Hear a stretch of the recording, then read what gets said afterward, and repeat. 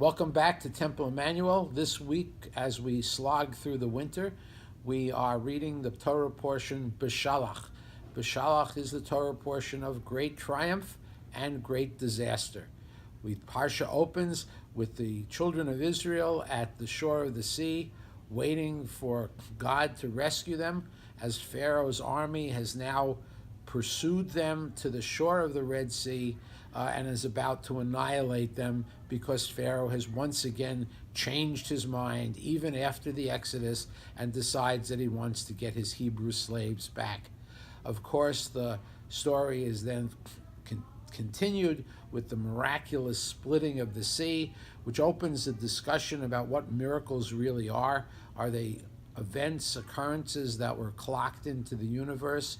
Are they just coincidences that happen at the right time? Or do we have a God who indeed intervenes in history, even at stressful moments?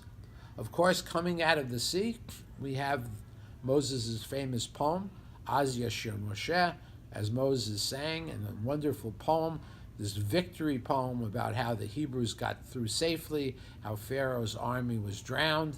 And at the end of that poem, we have that quick reference to Miriam and the women going out and dancing with their timbrels. It's interesting to note that they thought to take timbrels with them as they were leaving Egypt because they probably knew that there was going to be a cause to celebrate. And things seemed to be just great. Until, of course, as the Hebrews begin slogging through the wilderness, they are attacked from the rear by the nation of Amalek, which becomes, after this Torah portion, the paradigm for all anti-Semites, all haters of the Jews. They're attacked from the rear, as I mentioned, which is, in the biblical terminology, a dastardly war crime.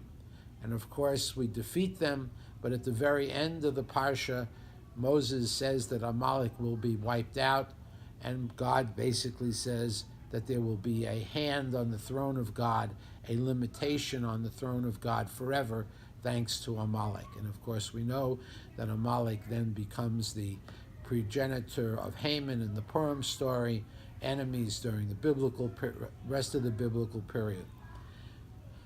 If we look at the long haul of this Parsha, it has one incredibly important text, but it also is a wonderful demonstration of how history moves on. Even when we have moments of almost defeat, moments of disaster, and moments of great triumph, we still seem to come through it.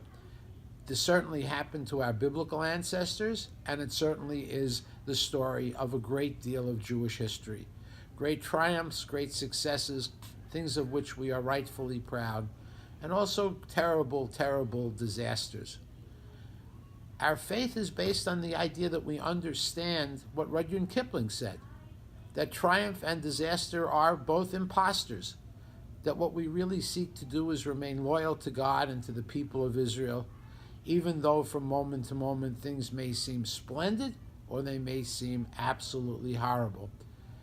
It applies to our personal lives as well. Each of us has moments of terrible depression and defeat, and moments of great well-being, and moments where we really feel on top of the world.